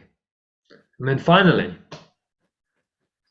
stage And then 6. finally, there is a period of achievement. It is here that learning is consolidated. Now, what was seen as merely shadows before becomes solid gains to be counted on in all emergencies as well as tranquil times. Indeed, the tranquility is their result, the outcome of honest learning, consistency of thought and full transfer. This is the stage of real peace, for here is heaven's state, fully reflected. From here, the way to heaven is open and easy. In fact, it is here who would go anywhere if peace of mind is already complete, and who would seek to change tranquility for something more desirable. What could be more desirable than this? So that's the final stage. That's where you are enlightened, so called. And there's just peace, consistency of thought, full transfer. So in other words, you apply this teaching always. You're always listening to the guidance of the Holy Spirit. It's where you're living what he's teaching in this. The final stage is where you live this every day. This holy instant would I give to you. So read it again. This holy instant would I give to you. Be you in charge, for I would follow you, certain that your direction gives me peace. Oh. And so whatever you need is given to you. You need a word, you need thoughts, you need stillness and a tranquil, open mind. All of this will be given to you. So you live a happy dream. You live a happy, peaceful, flowing dream, and you're awake in the dream. You are the Buddha, the awakened one, or the Christ, the anointed one. You have this presence, and it is you. It's your true self, and it's guiding you all the time. But it's stage 6, right? So there's a development of trust. You're trusting in this, in your true self. There's a stage to it, and in the lead up stages, you will feel like you don't fully trust. Of course you will. All of us, like, I don't fully trust yet. I'm in the process of trying to learn that trust, to overcome these inner obstacles. And so, you're not inauthentic. You're in a process of learning to trust completely. So when you go, oh well, I'm being inauthentic because I'm not living this. No, I am enough is a huge. I am enough is this period of achievement. If you really live that, I am enough moment by moment, you're enlightened. Happiness is really, I heard an interesting definition the other day. Happiness is really the state of mind where you don't want anything to be different than what it currently is. Everything's okay as it is, exactly as it is in the now. I'm completely satisfied and contented. That's where this is leading. But in the interim, there's all this interbulation you have to go through. And what I like about him is he's laying it out. He's saying, look, 4 of these 6 stages are difficult. They're going to challenge you. They're going to test you. It's not going to be easy. Okay, well, at least I know what I'm signing up to here. He's not leading me down the garden path and saying, oh, this is all going to be a bed of roses. He's saying, no, it's going to be challenging. And you're going to go through these periods of unsettling and relinquishment and undoing and sorting out, and it's going to test you to the very core, which is kind of the whole point, because you have to be tested to the core to undo the core of what you thought was you and install another operating system. So I hope that gives you a little bit of context for your journey. It does, thank you. Yeah, it does, to be fair. There's the hero's journey, so that's one conception of this, and then there's the Course's version, which you see as parallels. I mean, these are not dissimilar, which is what Joseph Campbell found. He said, look, this is kind of the universal archetype in all the spiritual teachings, in all the religions and cultures and traditions. This is the archetype. So here it is again in another form, in A Course in Miracles. And so, okay, you understand the context for your journey. It's like, okay, I understand what I'm in then. And so that helps me to get through it. Because what you're going through is completely normal. Period of sorting out, period of relinquishment. It's all part of this process. And if it feels uncomfortable, well, it feels uncomfortable for everyone. It's not a comfortable process, which is why it's called the hero's journey. You have to really be quite heroic to undertake this. It's not for the faint-hearted. It's not for those who want to, just to go with the status quo and, veg out on the couch and watch the news and sport and think that that's what life is about. That that's the purpose of their life. It's for those who are really willing to discover the truth and go through, what it takes to do that. So, yeah, it's all good. You're on the right track. Keep going. I love how you've got a smile on your face, Jono, as you say that. Well, you got to laugh through it. Keep a sense of humor. Oh, well, yeah. Maintain a sense of humor at all times. Okay, so where are we? Sally's got to go. Right. Okay. Bye. Okay. Bye, Sally. Bye. All right. So shall we do the Yeah, and you just said you've not got much time, did you say? Yeah, I've got about 25 minutes. So let's get on to the lesson. So let's have a look. See. Okay. So we've got.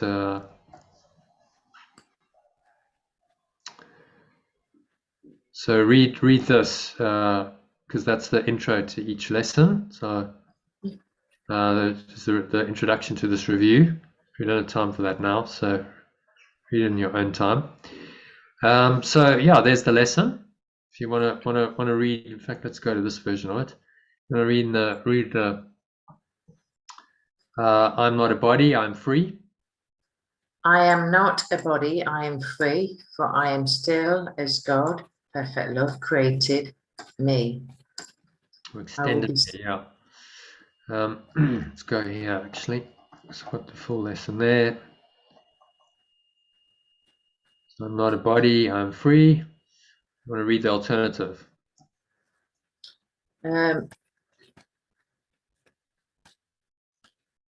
I am not a body, I am free, for I am still as perfect love extended me.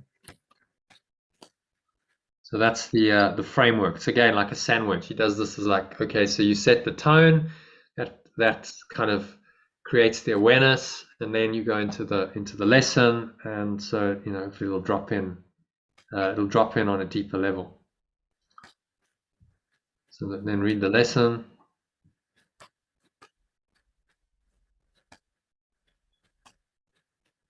Where am I reading? Sorry. Alternative. I will be still for a moment. I will be still an instant and go home. I will be still for a moment and go home. So he's asking us here, still for a moment, but every moment is the moment. He's asking us to drop in to the holy instant, the now. I will just be still and go home, which is the true home, your spiritual home, where all is peace. There's only peace, there's stillness, there's quietness. None of that mental and emotional turbulation exists there. So if the stillness is into that. if the stillness is always with us, regardless of what we're thinking and whatever, is it for you to focus your attention onto that stillness? Yeah, saying stillness is always there, but it doesn't help you very much if you're not aware of it. Yeah. So you have to become aware of it, and this is an invitation to become aware of it. I will be still. Let me be still, quiet my mind for a moment and go home. So it's an invitation to a meditation. Even if that's just for a few moments, in the breath breaks, and you just go there for a few moments, 30 seconds, a minute, that's... With you just saying that, I've noticed now, probably I'm quite vague when I do that. I just take it as it's there, and not really fully focus on that stillness. Mm. And that's where I keep losing track of myself, because I do, when there's quiet space, I have no problem. But it's when I'm in turmoil, like you say, I'm running the other way, when that's when I need to focus and pay my attention to it. Wow. Yeah. So, Right. yeah, that's when you need it most. So be still. Yeah. Find the presence of stillness. Mm. And that's going to quiet the, the waves of the ego. You calm the storm. It was that famous miracle where Yeshua calmed the storm.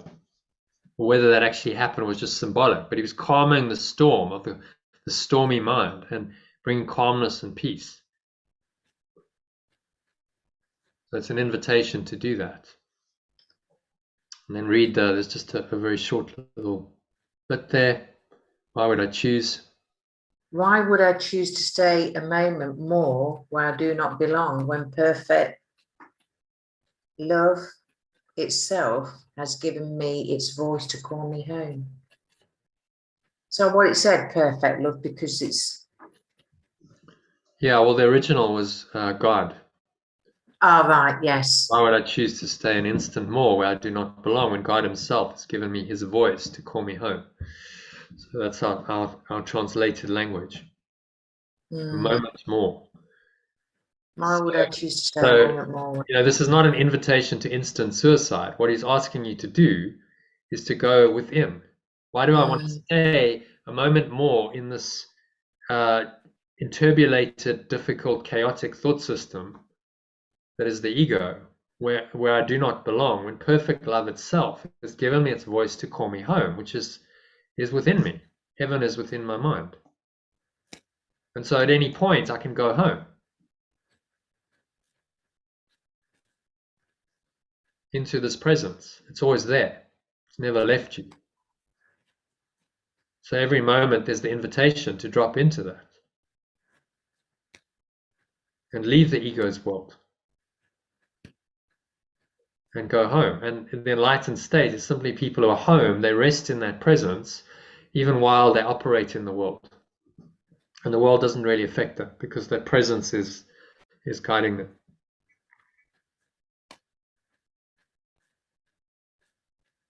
And then he completes the sandwich, the double-decker sandwich, with "I am not a body. I'm free." So say that again. I am not a body, I am free, for I am still as perfect love extended me. So how does that feel when you say that?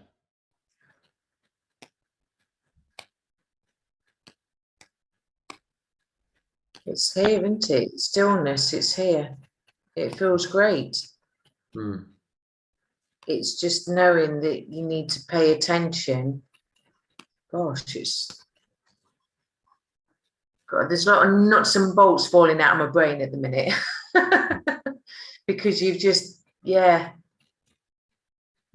running away from that suppression and repression. So it's all got to come up, and then the answer to it is stillness. You bring it up, and in the storm, you quiet it. You go, okay, let me drop into the stillness below it. Then you realize that there's always that stillness. The grounded feeling, pure formless awareness is always there, and you can bring any mental, emotional interpolation to it, and it will quieten, and you will find rest there, and you'll find peace. So that restlessness, I believe, is the ego trying to deter my attention, and it wins half the time because I get distracted, or even when I'm in bed and I get it for a bit. Wow. It's to focus that attention on. Yeah, going into the stillness. So use a breath break, use the idea for the day to just drop into it. These ideas are pointers to that stillness. That's all they are. It's a tool to help you to access the presence of stillness that underlies the ego. And more as we go, the next sort of 160 odd lessons are short. They're just short pointers like this. Because he's saying, okay, just we've done a lot of the undoing of the ego. You understand it. Now it's just time to drop into the stillness and use the lesson as a meditation practice to drop in there and go into the stillness and really experience it. So it's no longer intellectual, theoretical. It's like just experience the stillness beyond anything the ego comes up with. Frequently in these little meditations, your longer practice periods is a longer meditation. Then he's saying do the shorter ones. It's like get into this meditative practice using the lessons as the tool. It's like the mantra, in the East they have a mantra which typically doesn't mean anything. Well, his methodology is, okay, well, I'll give you words that actually do mean something. And you're going to meditate on those and you let the words take you into this deeper state. So speaking of that, shall we go into meditation now? Yeah.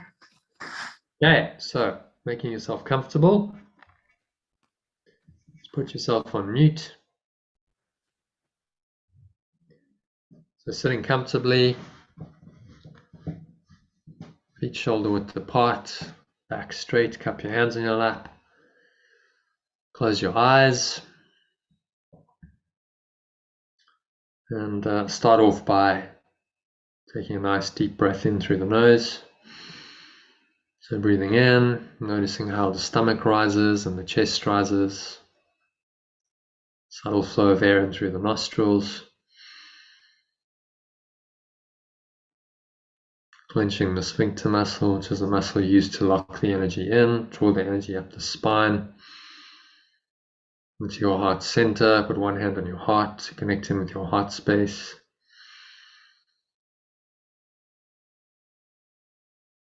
Draw the energy up into the crown of your head, pausing at the top of the inhale. Scan your mind. Notice any thoughts, any emotions, any related body sensations going on.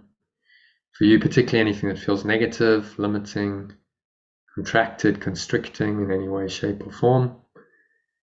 Notice that energy and just be willing to let it go with the help of today's lesson. Say, I'm not a body, I am free. Or I am still as perfect love extended me.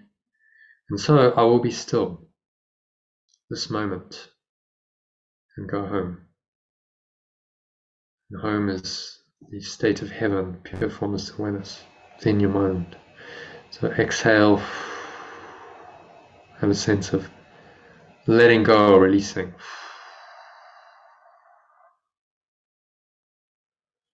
All of the negative thoughts and emotions, the blocks to the awareness of love's presence,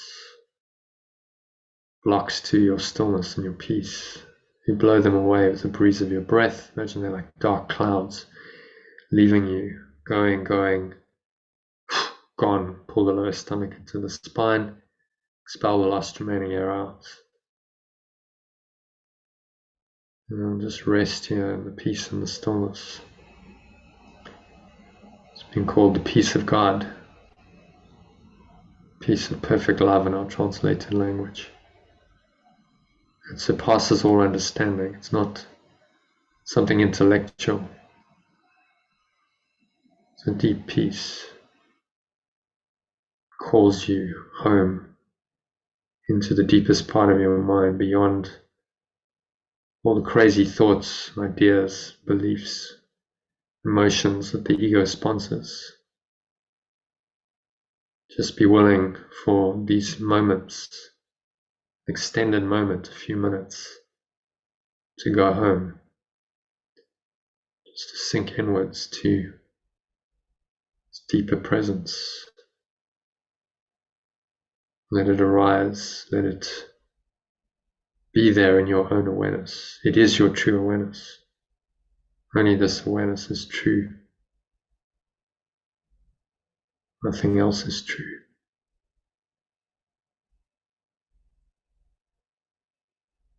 So open yourself to this experience fully for the next few minutes of deep silence. Nowhere else to go, nothing else to do, nothing else to think about. Just breathe in and out through your nose. Get into a nice, deep, slow, rhythmical pattern of breathing. Creates this space, spacious awareness. to experience this presence and bring you peace. So observe the breath, the subtle sensations of the breath flowing into the nostrils and out of the nostrils. Observe the touch of the breath, the area just below the nose.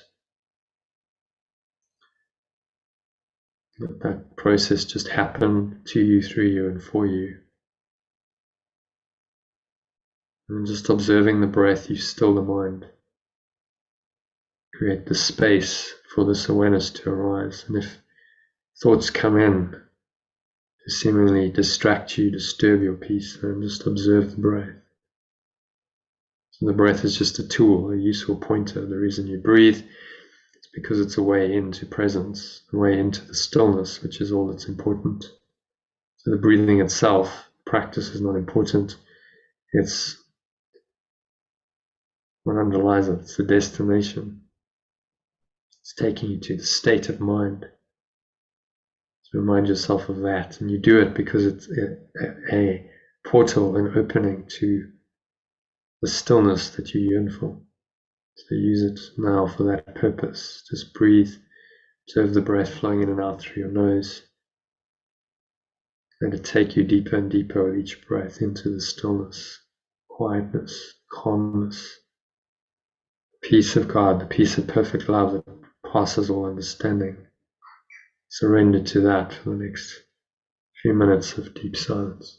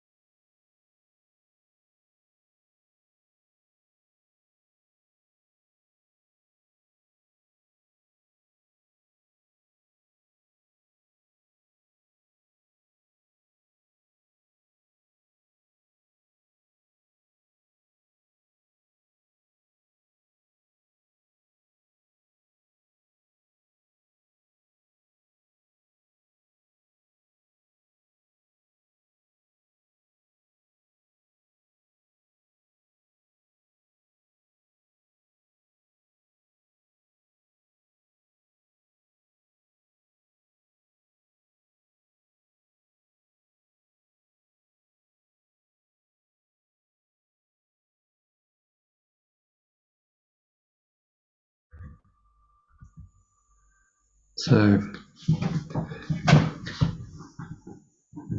if any thoughts come in to seemingly disturb you, just let them go. With the help of your breath, exhale, release them.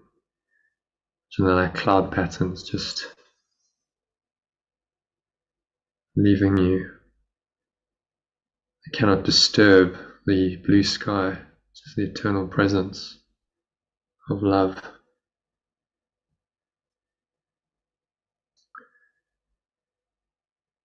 So let that still, calm presence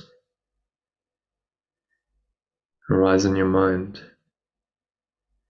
Just sink into it, surrender to it for another minute of deep silence.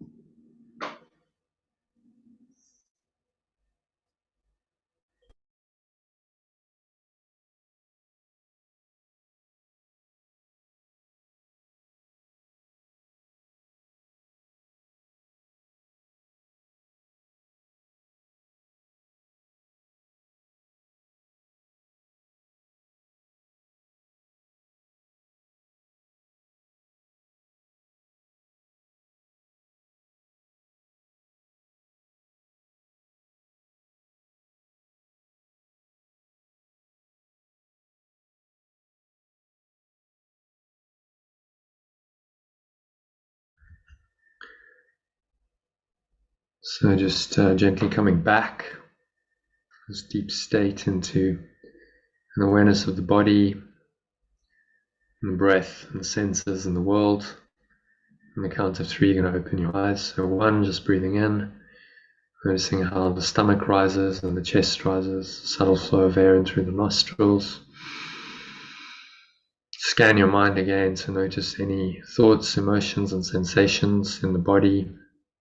If there's anything that's not perfectly peaceful, then once again, just let it go. Use today's lesson. Say, I'm not a body, I'm free, for I'm still as perfect love extended me, and I will be still for a moment and go home. And exhale. Let it all go, blow it all out. Notice the air flowing out. The mouth, the chest, and your stomach suck back in. Energy raised up into the crown subsides back down into the lower stomach and the groin. Count of 2, notice the weight of your body pressing down into the chair, your feet touching the ground. Notice what you're feeling and touching. Your hands, notice any taste in your mouth. Maybe there's a subtle smell in your nose. Breathe in. Notice what you're hearing, tuning into all these things from this very still, calm, and surrendered state. Notice how peaceful your perception is. There's no judgment. And so you're going to lock in the state, anchor the state in. So you can stay in this peaceful perception. It will guide all of your thoughts and your words and your actions the rest of the afternoon and evening and on into the weekend. So it is said and so it is done. To help you do that, you're just going to practice today's lesson frequently. Whenever you need it, ideally every hour, if it's just for a few seconds. Send you instructions to do it under a minute, or you can listen to the 5-minute breath break to top you up, to be still for a moment, extended moment, and go home in those times. Connect with this deep presence. So it is said and so it is done. So now on the count of 3, you're going to open your eyes. Just take a moment to look around, noticing thoughts and emotions still going on, but that there's this deeper peaceful presence there, and that peaceful presence permeates all of your perceptions. So just notice that presence. Doesn't matter what you're perceiving, it's always there, always with you, always guiding you. And you can always go there. You can always be still and go home. So I hope this session has helped you do that, and sets you up for a lovely evening and weekend. Thank you so much. My pleasure. Hopefully see you soon, Susie. Join us again next week. And as I said, if you feel the call, join these sessions more often. Okay, thank you so much. Have a good one yourself. Thank you. Okay, namaste.